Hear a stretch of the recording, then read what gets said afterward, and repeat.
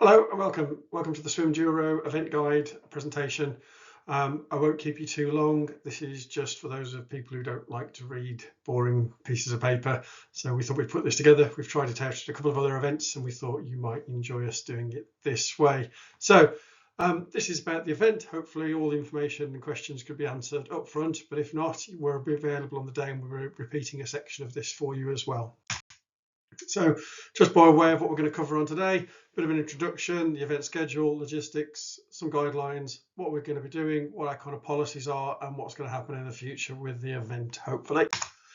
So from participant information, thank you for joining our event. It's the first one we've ever done, and it's a personal endurance event with multiple levels. We look forward to seeing you achieve your goals, and the information hopefully will help you get there safely and successfully. It's hosted at Samuel Aquatic Centre. The address will be emailed out to you as well. It's a great opportunity to try something different and do something new. It's essentially a supported personal endurance event, so there's no prizes for being fast, there's no prizes for finishing, it's just a prize for getting your personal satisfaction of getting the job done and achieving a distance marker. And there's multiple distances available. So we're scoring in 1, 3, 5 and 10 kilometres, which we'll come on to later. And so the rest of this guide should help you cover what you need to know on the day. So the outline timetable, we're intending to sort of have registration collection from 12. There's a cafe in the centre which you can just hover into if you get there a bit earlier. We'll have a little desk with a registration sign, and one of the guys will be there just handing out timing chips and a few other bits and pieces. So arrive early, get there on time, and we'll send you a notification via text if we can bring the time forward at all. We're depending on the swimming pool moving from a 25-metre format to a long course format for us. We'll do a quick briefing session, which will cover a lot of these things at 12:20, and it assumes that you've read the document and listened to this at all. But we will clarify any questions you might have. We'll try and get the event away at 12:30. And the last time you can start a swim or a section or a 1 kilometre stint will be at 4:30, with essentially having the pool clear by 5 o'clock. If you end up taking until 5:05, I'm sure we can swing it and equally just get ourselves out of there in time. But there'll be no restarting or starting any further kilometres after 4:30, so please bear that in mind. Registration, so you'll collect a pack, you'll get a wristband, a timing chip. We're going to write your number on your arm just for clarity purposes. The chip will be on a neoprene strap and print already, or alternatively, you can then swap it out for a Tyvek one. I'm not going to edit that out, don't worry about it. Some people prefer the Tyvek. I know I do. They can rub a little bit, but they're a lot lighter and a lot more svelte in the water. Just be aware, don't put the Tyvek one on too tight, because you will swell up over the period of the swim and it will just get really uncomfortable. We will swap them out and we will have spares available. So that one. And we will write your number on your arm, so we can just catch you, if we have to pull you out, we can have a look at it for whatever reason, and also identify the people that are still swimming when we need to, just to check our timing system, because obviously you're going to be in there for a few hours. Please just inform us of any allergies, so if you don't want us to write on you or you're allergic to pen and ink, we'll come up with some other solution that way. So once you've got your timing chip, head down to the changing rooms, get yourself ready, and pop down and pop yourself onto poolside. Changing village is in general use by the public, so it's buildings open as normal, and the 16s must be supervised by an adult at all times where possible. Obviously the event toilets, you can use the ones at the diving end of the pool, which would only be accessible from the people in the pool, but we will have the shutters down to a certain extent. Under 16s, they do remain the responsibility of the parents. And so if you are, as a parent, you can come down onto poolside, bring some clean trainers, you can come down, but do not form part of the event. You're there to support and supervise at a much closer level of detail than somebody over the age of 16. But you shouldn't be sort of participating, going around coaching, walking up and down the poolside. There's a nice set of barriers at Sandwell, so if you can just stay where those barriers are, that'd be fab. So starting procedures, you've given us a predicted time for seeding purposes. So we'll be dropping you in the pool in that order. Overtaking is allowed, startest to fastest, but it'd be great if you could hang on that overtaking, tap somebody on the foot and then sneak past them for the next length to start. Try not to swim in the middle of the lane where possible. It will probably get quite quiet towards the end, so we can relax that a little bit. But ultimately, just be mindful that you're swimming bi-directionally in each lane all the time. When you're entering the water, we'll record you on an app just to make sure that we've confirmed you're in the water and you've started. That's to help me in case anybody walks around with the timing chips. Then you'll be swimming up and down. After that, you'll have very little interaction with us unless you need something from the support and nutrition table, or you need to ask a question. Just keep going. You don't have to rush from the end of the pool, so you can take a break. We've set the cap limit as 15 minutes, so you can spend up to 15 minutes. You could spend longer, but the clock will start after 15 minutes regardless. So, and then it doesn't matter when you get back in the water at that point. Once you exit the pool, you'll go through a little area with some cones. Once you exit that coned area, your time will have stopped. And then when you get into the coned area, the time starts again. So when you re-enter in the water, please use a bit of common sense. Don't jump on somebody's toes. Just mindful of the swimmers coming down, finishing their first 100. Common sense overrides here, and just make sure, don't enter the zone until you can see a decent gap if you want to save seconds. And there's no diving throughout the event. So the rules are fairly simple. You can swim front crawl or breaststroke. I'd rather you didn't swim backstroke, just because we want to make sure you want to stay in a line.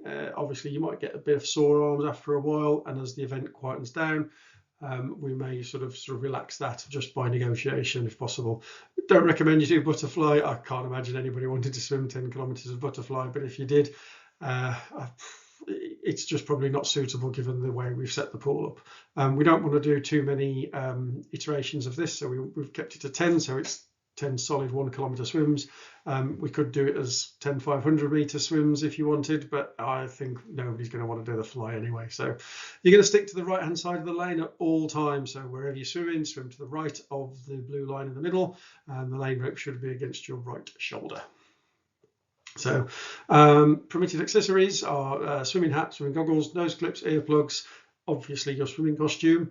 And if you really want to wear a watch, wear a watch. They will get heavy after a while. I can attest to that things. And if you want to use your watch to record what you're doing, see what your heart rate's doing and all of that sort of stuff, great. However, no pacing, no widgets, no tempo timers, nothing else, no pull buoys, no flippers, fins. I read the list, but basically you should be in your swimming costume, cap and goggles, nose clips, earplugs, and a wristwatch. Just word of the wise, mainly, and talking to the gentleman at this point, if you kind of guy that gets a 5 o'clock shadow, you might want to think about some lubrication, small amount of Vaseline on the top of your shoulders or on your inside of your chin. It will prevent quite a bit of rubbing on there. If you want to change your costume part of the way through, quite welcome to do so. Got no objections to that. Again, same with hat, goggles. There's a guy called Chris Cook. If he's participating, he'll probably have 1 cap per swim. So just a bit of a plug for Chris on that one. We've covered that. So smartwatch we've covered. Swim instructions, and so once you finished your 1 kilometer, you're finishing at the same end that you started, but at the opposite side, essentially by the changing rooms. So you can come out, you'll go over the thing. It doesn't beep for those of you that are experienced, but essentially you'll go through that box. It will clock you, and then the time stops. So do not re-enter that coned area after you've exited. It will make it pretty wide, but it has got the ability to screw up your timings a little bit. It's all resolvable. It's just moving numbers from side to side, but it's easier and more consistent because these times go straight up online and form your online profile as well. So you can do that once you're out of the water. You can go to the toilet, visit the change rooms, take a drink, nick something from our gels or gels and chewy bar selection, and then off you go around to the next one as soon as you're ready. So nutrition will be provided by OTE. So we'll have some OTE flapjacks, some tribe flapjacks, some gels. I've got some tubes of blackcurrant electrolyte floating around as well. So just enough to keep you going, really. Obviously, don't eat too much, because if you throw up in the water, it ends the event for everybody, which would upset the other people as part of the event. Please consider the pool and the event conditions. So it is a strenuous activity. It would be classed by many people as an extreme activity. and so you could just give it the sort of due care and attention that it deserves. Finish line, so there's no sort of finish arch as such, but we'll have a big banner that you can go and do a bit of a selfie pose next to it. So bring your camera phones, and we'll have hopefully a photographer on site, and we'll be capturing video footage throughout the day. So I'm going to throw a few GoPros around, and we'll get that footage, and we'll try and get it linked up into some sort of some sort of little video as well to sort of capture the day.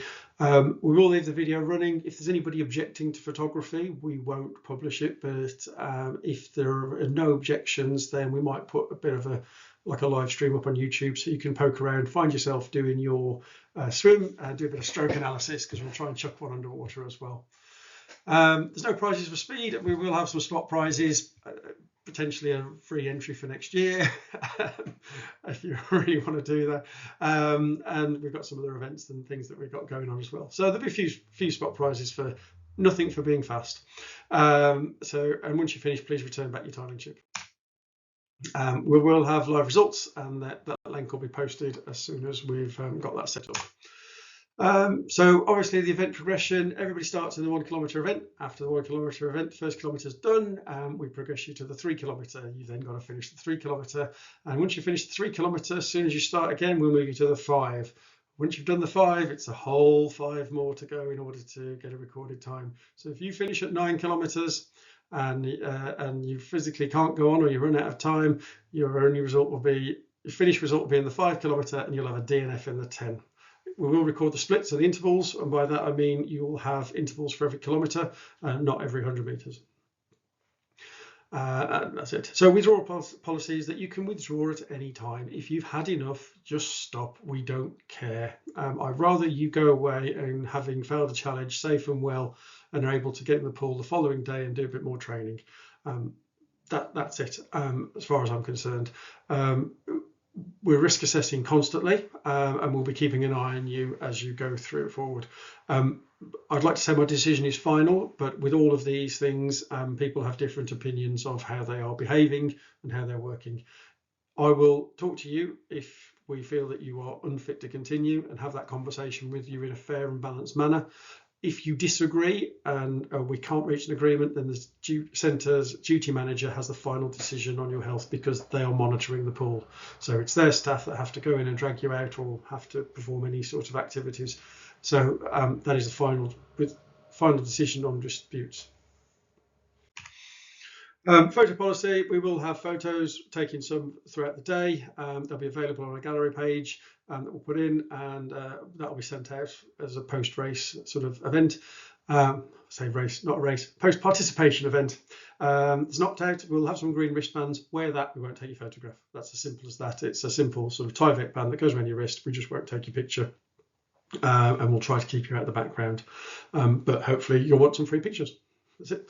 Any videos taking the event, we'll try and make them online afterwards as best we can, so you can potentially do a bit of stroke analysis where we can. A few people have already asked me about this, so we thought we'd try and do it as best we can. If you've got somebody who wants to video you, and we can look at the footage before they take it away, then I'm more than happy to sort of try and accommodate that as well. In case of emergency, if the pool alarms go off, it's a long solid beep. There are other bings and bongs that go on around the pool side, but it's a big solid beep, and you'll hear some whistles, and the lifeguards will be off their stools trying to talk to you. Leave the pool when the alarm sounds, and follow the pool staff for directions. At that point, I'm not involved in the event as such. The pool staff have priority. If possible, we'll restart the event, and you'll start at the kilometre you were on. So if you're at 900 metres, you're going to do, and you're doing 10k, you're essentially going to swim 11 kilometers that day, and there's nothing else I can do about it. And this is the only way I can think about making it fair, and so we understand where everybody was and where it was. If the delay goes past 30 minutes, we will stand down the event anyway, because you'll get cold, you'll get tired, you'll get sore, and it'll be really, I wouldn't want to fancy it. I wouldn't want to do that if I had to restart after 30 minutes of just sitting around waiting for something to happen. So that's the challenge there. Future events. Next date is 14th of December 2025. We've got it booked in already, so tell other people and bring and tell them about it, spread the word about the event. We'll send out a questionnaire, what we should do differently and everything else, and we do have a habit of rolling this into future events, so please do feedback and anything else. See you on the 15th. That's all I've got to say for now. I'll probably repeat a lot of this on the just before you get in the water, but if you've got any questions, please do get in touch. There should be an email out shortly with all of this will be going out as an email to you in advance of the event, and hopefully we've answered all your questions. Look forward to seeing you. Good luck, and see you soon.